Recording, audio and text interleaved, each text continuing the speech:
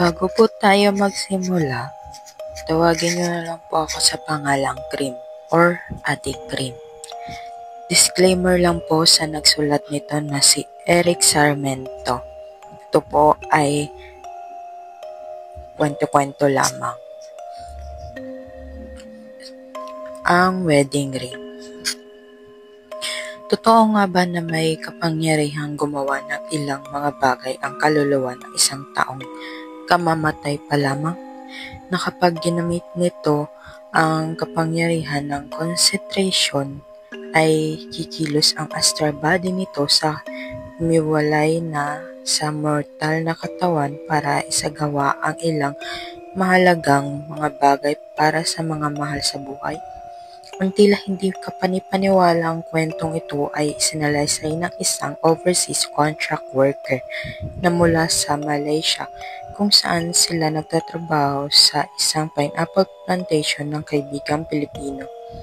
Dahil sa labis na hirap ng buhay sa Pilipinas, nag-apply ng trabaho ang mga magkakaibigang Isagani at Lambert sa Malaysia. May isang pineapple plantation doon ng pagmamay-ari ng isang kumpanyang American at dollar ang sweldo. Sa kabutihang palad, natanggap naman ang dalawa. Binata pa si Lambert pero si Isagani ay may asawa na at isang anak na mag-iisang taong gulang nang iwan nito ang pamilya. Mabait si Isagani at tapat ang pagmamahal sa asawang si Marina. Mas gusto ko sanang dumito ka na lang lamang sa atin, Gani. Mangiyak-ngiyak na sabi ng babae nang sabihin dito ni Isagani ang pagtatrabaho sa Malaysia. Kahit na medyo nahihirapan tayo pero magkakasama naman tayo ng anak mo. Pero paano naman ang hinaharap ng bata kung hindi tayo magsasakripisyo ng kaunti? Sabi ng lalaki. 2 taon lamang naman ang kontrata ko doon. Napakabilis magdaan ng panahon at hindi mo mamamalayan ay nakabalik na ako. Hindi ako sanay na magkalayo tayo, giit ni Marina. Paano kung magkasakit si Junior? Nag-iisa ako dito. Hulilan na sa mga magulang si Marina at ang mga magulang naman ni Isagani ay matatanda na at nasa kanilang probinsya. Hindi napigil ang lalaki. Nangako ito na ipapadala lahat ang sweldo at mag-iiwan lamang ng kaunting panggastos para sa sarili. Iipunin natin ang kalahati ng ipapadala ko at magtatayo tayo sa maliit na negosyo pagbalik ko, sabi nito sa asawa. Wala tayong kapera-pera sa ngayon dahil nagastos lahat sa iyong travel papers at visa, sabi ni Marina. Kapag kinailangan isasanla ko na muna ang pinamana sa aking singsing at kwintas ng nanay. Sisikapin kong makapagpadala agad ng pera. Pero Marina, huwag mong isasanla ang ating wedding ring, ha? Para sa akin, sagrado iyan at gusto kong manatili sa iyong daliri bilang tanda ng ating pabubuklod at pagmamahalan. Oo, Gani, mag-iingat ka sana, ha? Sa unang padala ko ng sweldo, bumili ka ng cellphone kahit yung mura lamang para makapagtawagan tayo. Sa unang walang buwan, walang palya ang pagpapadala ni Isagani ng sweldo sa asawa. Pero hindi lahat ay naitatabi ng babae sa bangko dahil may mga pagkakautang silang dapat bayaran na may kaugnayan sa perang kinailangan ng lalaki sa pag-alis. Habang nasa plantation sila, may mga Malaysian woman din na nagtatrabaho sa plantation. Sa pabrika ng canned pineapple, naka-assign ang mga babae. Isa sa mga ito ay si Salma, isang Malaysian girl na nagkakaedad ng 21. Maganda ito at karinyosa. Ito ang kaibigan si Suraida ay nakipagkaibigan kina Isagani at Lambert. Palibhasa ay napakalungkot sa plantation na kinaroroonan. Naging welcome sa dalawang Pilipino ang pakikipagkaibigan ng dalawang Malaysian girl. Madalas silang masyal sa paligid-ligid ng plantation, magkwekwentuhan kung gabi at magkantahan habang magigitara si Isagani. Mahisay itong maggitara, matikas, matangkad at maskulado ang pangangatawan. Pero mahal ni Isagani ang asawang iniwan sa Pilipinas, kaya wala itong Malaysia sa pakipagkaibigan kay Salma. Nakabili ng second-hand na cellphone si Marina at gayon din si Isagani, kaya panay ang text nila sa isa't isa. Pero sa simula pa lamang, matindi ang pagkagusto ni Salma sa lalaking Pinoy at panay ang panunukso nito dito. Kapag nag-iisa sa Isagani sa quarters nila ni Lambert ay napupunta doon si Salma. Palibhas sa lalaki, natukso sila Isagani at nagbunga ang nangyari sa kanila. Kailangan pakasamahan mo ako, sabi nito. Dahil kapag nalaman ito ng ama ko at napahiya ito sa lugar namin, tsak na papatayin ka nito. Ayon sa isa nilang katrabaho, Malaysian, masyado daw mahalaga ang puri ng isang dalaga sa lugar na iyon. Kapag hindi mo tinayo ang karangalan ni Salma, baka hindi ka na makauwi sa inyo sa Pilipinas, sabi ni Rashid. Napilitang pakisamahan ni Isagani si Salma. Naisip nito na pagdating ng pagtatapos ng kontrata, tatakasan na lamang nito ang babae para makauwi sa pamilya sa Pilipinas. Ngunit naging possessive at selosa si Salma. Pati ang sweldo ni Isagani ay pilit na hinawakan nito at naghihisterya kapag nakontra. Walang kalaban-laban ang lalaki dahil nasa teritoryo ito ng mga kaanak ng babaeng Malaysian. Nagtaka si Marina nang biglang huminto ang pagpapadala ni Isagani ng pera. Mga 6 na buwan na itong hindi nagpapadala at hindi nito makontak ang asawa. Tinago kasi ni Salma ang cellphone ni Isagani. Nagkasakit ang anak nila at medyo naging malubha ang karamdaman ni Junior. Kinailangan itong maoperahan. Naisanla ni Marina ang alahas nito at pati na ang wedding ring nila ni Gani. Dahil hindi sapat ang kanyang alahas para sa operasyon at mga gamot ng anak nila, nakaraos ang bata at gumaling. Pero sa Malaysia, dinapuan ng matinding karamdaman si Isagani. Naulanan ito ng habang nasa plantasyon at nagkaroon ng pneumonia at iba pang komplikasyon. Lumala ang karamdaman ni Isagani. Magsasara na ang Blessed Grace pawn shop na pag-aari ng kumarin nila Marina at Isagani, kung saan dito isinalala ng babae ang wedding ring nito at ibang alahas.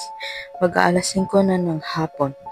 Isang payat na mumutlang lalaki na may balabal na tuwalya sa lalamunan ang nag-abot ng papel di audiencia sa binata ng sanglaan na may nakalagay na tubos.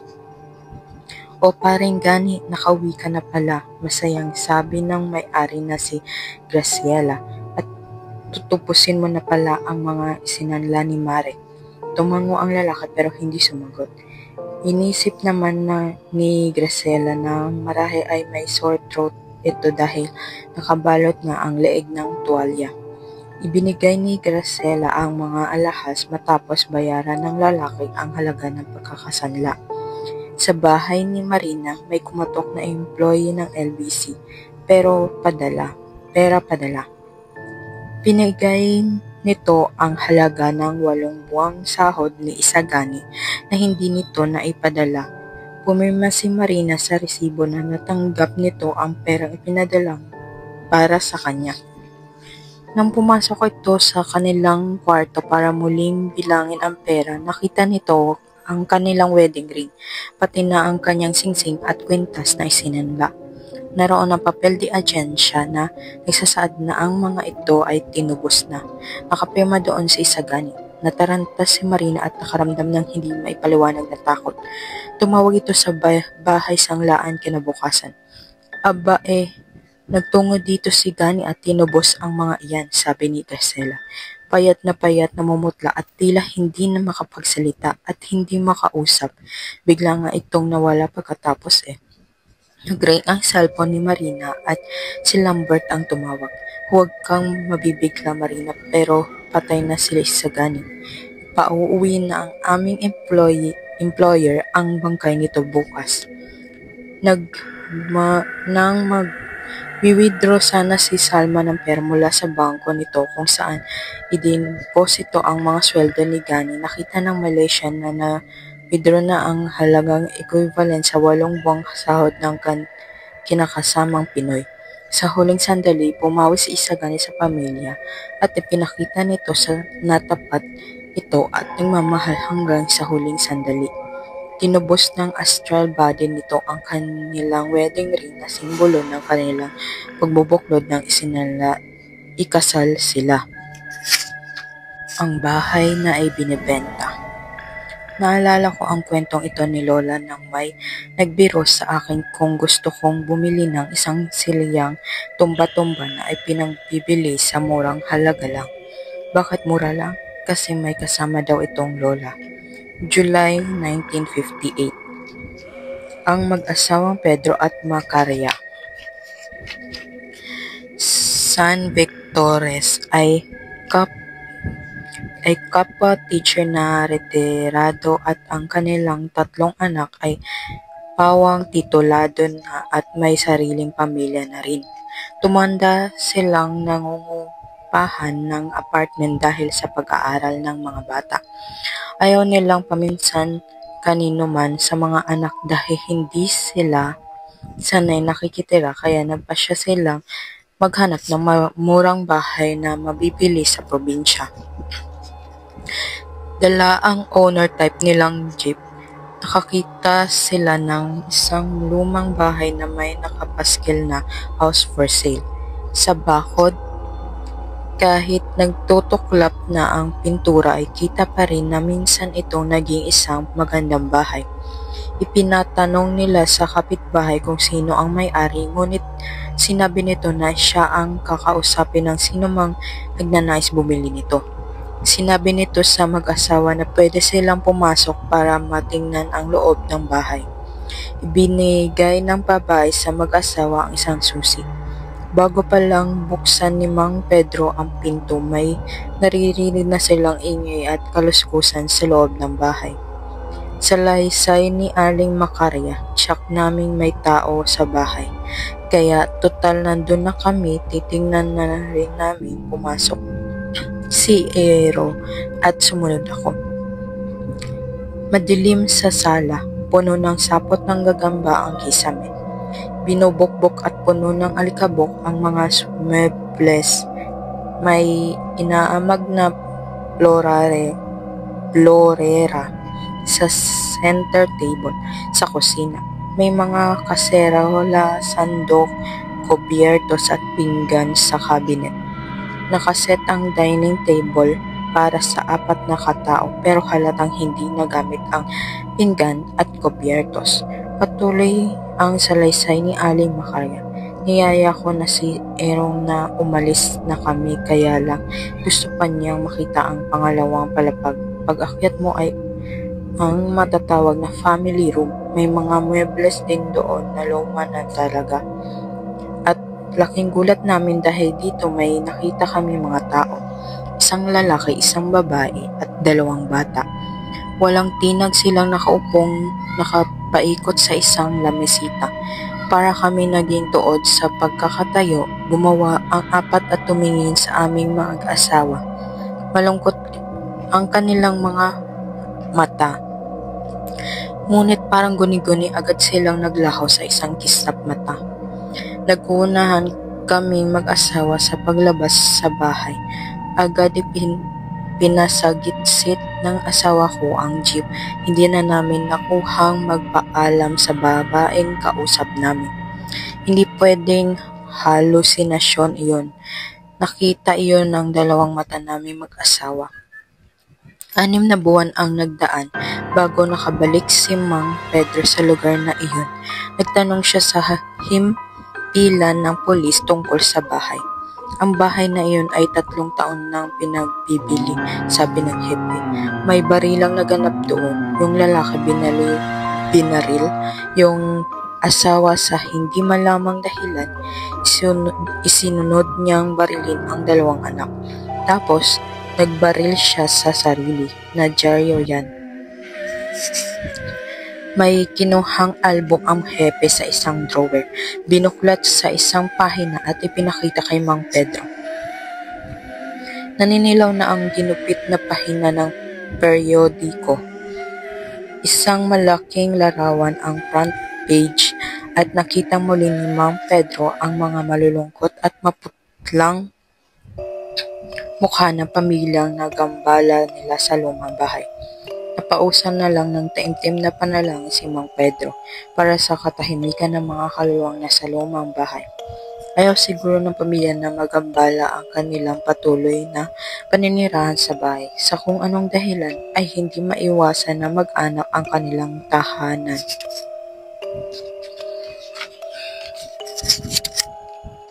Usok ng sigarilyo.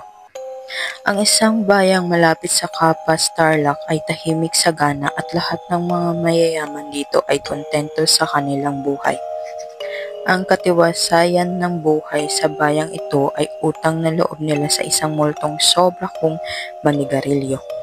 Ilang taong matapos ang liberasyon, maraming mga tulisan at mandarambong ang naglipanan sa amin, sa Maynila.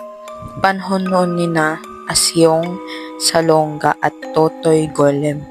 Ang batas noon ay ang batas ng baril at tigas ng katawan at kamao. At hindi iba rito ang bayang tinuran ko. Madalas ang patayan sa mga restaurant, nakawan sa mga bahay at mga rambol sa mga lansangan. Laki si Lolo sa bayang ito. Lumipat siya rito sa amin nang mapangasawa si Lola na Taal na taga Kapas. Kay Lolo galing ang kwentong ito. Isa si Lolo sa mga siga sa bayang ito kaya lamang siya ng kalaboso. Isa siyang gerilya noong panahon ng digmaan at kinakitaan siya ng katapangan sa larangan kaya pagbaba mula sa bundok ay kilala siya ng ilang mga kababayang nakihamok din laban sa mga Hapones, kung tawagin siya Imong Maton. Minsan, may binugbog na lasing si Lolo kaya hinuli siya ng mga pulis at ikinulong. Sa karsel, may inabot siyang isang binatilyong may kaitiman na walang patid ang paninigarilyo. Blue Seal ang hinithit ng binatilyo.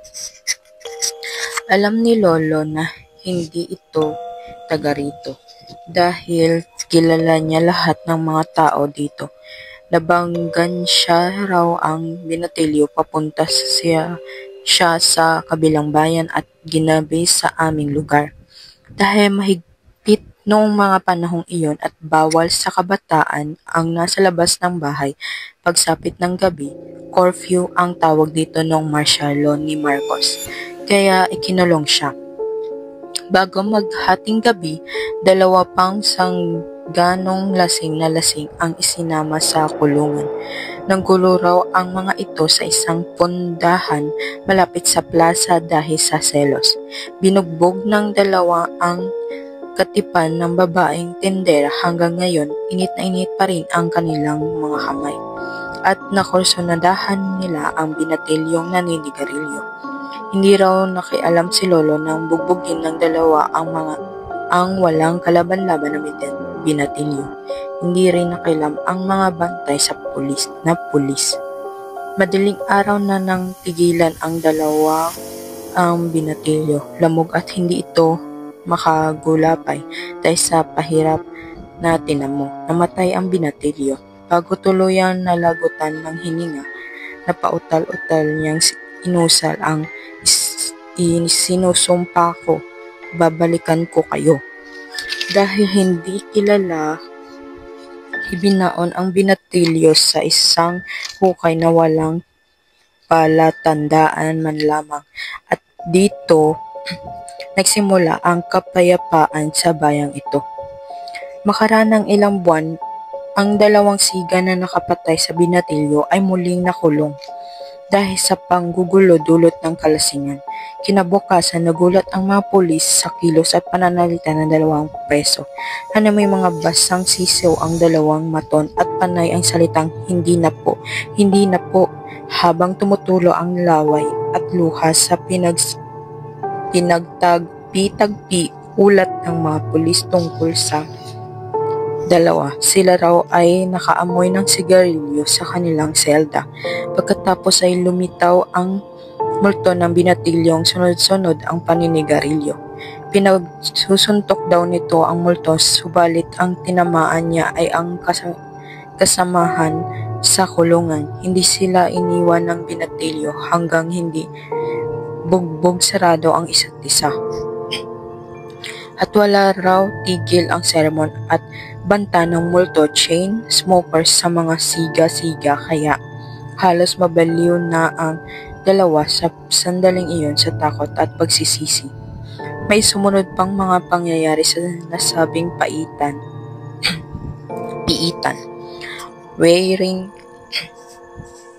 Waring alam ng multo kung sino talaga ang may kasalanan. Doon lang siya nagparamdam sa pamamagitan ng pagbuga ng usok at pagpapakita sa preso.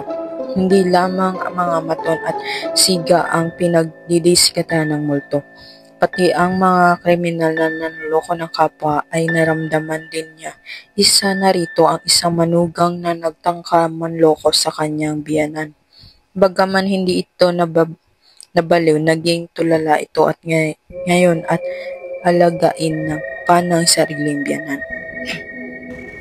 Kapag nakaamoy ka raw ng usok na sigarilyo sa loob ng piitan, asahan mong baliw ka kinabukasan. Ito ang dahilan kung bakit nawala ang mga siga at mandurugas sa bayang ito.